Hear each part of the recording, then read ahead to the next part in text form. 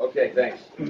So, anyway, welcome tonight. It's a pleasure to be here. And for those of you who were with me, we're in McAllister Hall a number of times, relatively late in the evening usually, and we'd be having some kind of a class meeting. It was always kind of frivolous, kind of crazy, a little bit on the nutty side, until the presence of the man walked into McAllister Hall. And it wasn't that way with a lot of people at the Academy, a lot of the officers at the Academy. But what would happen is you'd be having a good time and suddenly somebody would yell out, "Attention!" And when he did, right behind him came Captain Leslie High, or actually Commander Leslie High at the time. And most of us actually wet our pants.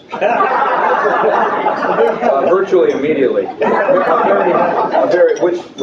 Never mind. Very intimidating, and yet in the long term, obviously lovable guy.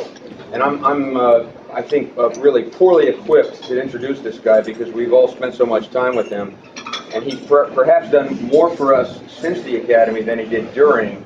But speaking for myself, I know it made a big, big difference just in my ability to cope with some of the stuff that was going on at the time. And so, I think at some level we're all at that level. So, I'm very appreciative to Les for that. Although again, it is moderately intimidating.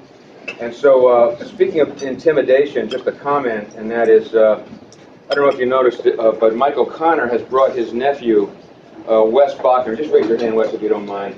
And so Wes is So Wes is a 2011 graduate of the Naval Academy, and he's in the SEAL program right now.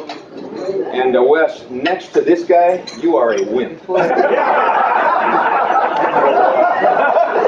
anyway, it's a pleasure having you, Wes.